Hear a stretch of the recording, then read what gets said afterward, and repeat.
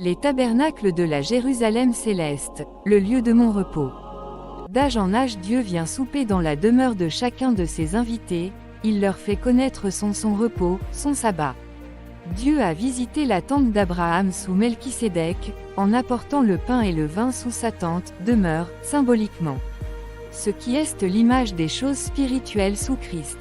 Dieu est apparu en homme à Abraham, Isaac et à Jacob, c'est pourquoi il dit à Moïse qu'il est le Dieu d'Abraham, d'Isaac et de Jacob. Dieu a d'avance annoncé l'évangile à Abraham en l'alliance de sa promesse qu'il avait faite avec lui, avant même l'alliance sous la loi. Reconnaissez donc que ce sont ceux qui ont la foi qui sont fils d'Abraham. Aussi l'Écriture, prévoyant que Dieu justifierait les païens par la foi, a d'avance annoncé cette bonne nouvelle, évangile, à Abraham: toutes les nations seront bénies en toi. De sorte que ceux qui croient sont bénis avec Abraham le croyant. Galates 3/7-9, Genèse 17/4. Dieu déclare: voici mon alliance, que je fais avec toi. Tu deviendras père d'une multitude de nations. Genèse 26/4. Je multiplierai ta postérité comme les étoiles du ciel, je donnerai à ta postérité toutes ces contrées, et toutes les nations de la terre seront bénies en ta postérité. L'héritage de Jacob, Israël, sont les enfants de la promesse, ceux en Christ, qui est leur héritage, et pas Israël terrestre, les Juifs terrestres, car tous ne sont pas Israël, mais Israël est le corps de Christ, et non l'Israël terrestre, mais celle d'en haut. Les Juifs ne sont pas les enfants de la promesse comme ils se l'imaginent. Romains 9/7. Et, pour être la postérité d'Abraham, ils ne sont pas tous ses enfants, mais il est dit: en Isaac sera nommé pour toi une postérité. Romains 9/8. C'est-à-dire que ce ne sont pas les enfants de la chair qui sont enfants de Dieu, mais que ce sont les enfants de la promesse qui sont regardés comme la postérité. Jésus disait aux Juifs: si Abraham serait votre père, vous ferez les œuvres d'Abraham, mais vous avez pour père le diable. Il n'y a plus de juif ni grec, le judéen est celui qui est en Christ le roi, le vrai sabbat, là où Christ fait son lieu, demeure de son repos, Jérusalem, lieu de repos, céleste, les invités à sa table. C'est ce que représente la fête des tabernacles spirituellement, que Dieu avait ordonné à Moïse, Lévitique 23,33-34, et non une tradition comme les juifs terrestres charnels sous la loi s'imaginent. Chaque tente représente une demeure, le lieu où Dieu a fait sa résidence, son tabernacle, qui représente chacune des étoiles dans le ciel, avec l'étoile du matin, Christ au milieu à la tête et son corps, le roi des rois, selon l'ordre à la manière de Melchisédek le souverain sacrificateur, roi de Salem, Jérusalem, lieu de repos, ville de paix, céleste. Hébreux 8h10. Mais voici l'alliance que je ferai avec la maison d'Israël, après ces jours-là, dit le Seigneur, je mettrai mes lois dans leur esprit, je les écrirai dans leur cœur, et je serai leur Dieu, et ils seront mon peuple. Dieu dit à Abraham: ta postérité sera aussi grande que les étoiles du ciel. Dieu dehors les promesses ont été faites à Abraham et à sa postérité.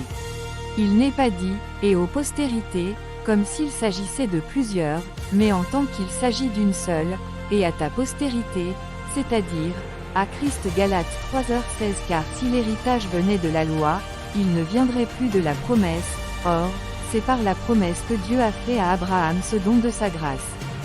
Galates 3h18. Je multiplierai ta postérité comme les étoiles du ciel, je donnerai à ta postérité toutes ces contrées, et toutes les nations de la terre seront bénies en ta postérité. Genèse 26/4. Le ciel est mon trône, et la terre mon marchepied.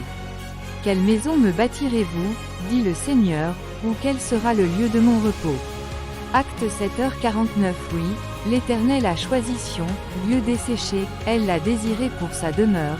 Psaume 132/13. C'est mon lieu de repos à toujours, j'y habiterai, car je l'ai désiré. Psaume 132/14. Car celui qui entre dans le repos de Dieu se repose de ses œuvres, comme Dieu s'est reposé des siennes. Hébreux 4h10. Ésaïe 62/4. On ne te nommera plus délaissé, on ne nommera plus ta terre désolation, mais on t'appellera mon plaisir en elle, et l'on appellera ta terre épouse, car l'Éternel met son plaisir en toi, et ta terre aura un époux. Silence devant le Seigneur, l'Éternel. Car le jour de l'Éternel est proche, car le l'Éternel a préparé le sacrifice, Il a choisi ses conviés. Sophonie 1/7. Voici, je me tiens à la porte, et je frappe. Si quelqu'un entend ma voix et ouvre la porte, j'entrerai chez lui, je souperai avec lui, et lui avec moi. Apocalypse 3h20. Quel rapport y a-t-il entre le temple de Dieu et les idoles? Car nous sommes le temple du Dieu vivant, comme Dieu l'a dit, j'habiterai et je marcherai au milieu d'eux, je serai leur Dieu, et ils seront mon peuple. 2 Corinthiens 6h7.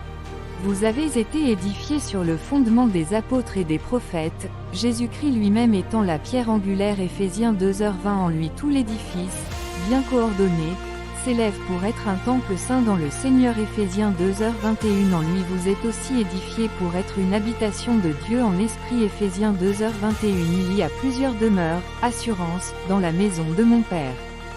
Si cela n'était pas, je vous l'aurais dit. Je vais vous préparer une place.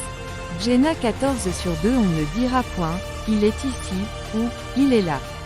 Car voici, le royaume de Dieu est au-dedans de vous. Luc 17h31. La fête des tabernacles que Dieu avait assignée à Moïse, dans le désert, chacun avait sa tente avec 2 branches sur le toit ouvert sur les étoiles du ciel, chaque tente représente une étoile spirituellement, d'où les étoiles de la postérité que Dieu a promis à Abraham, qui sont les fils de Dieu, qui sont ces mêmes tabernacles, ces mêmes temples, là où le Seigneur règne.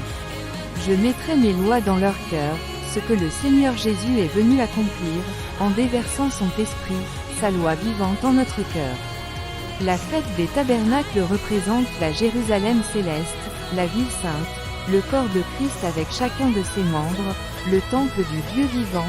Nous sommes le temple du Dieu vivant, nous sommes la Jérusalem céleste, une ville située sur une montagne ne peut être cachée, nous sommes ses demeures, ses assurances, ses colonnes, bâties affermies sur le roc Christ, la montagne, les pierres précieuses de l'Apocalypse, les étoiles du ciel, qui brillent de l'éclat de sa gloire, comme dit la Bible, vous vous êtes approchés de la montagne sainte qui forme les cœurs des anges. Nous étions un désert, le Seigneur a fait de nous son jardin Éden en nous abreuvant de sa parole, le fleuve d'eau vive qui découle de son esprit.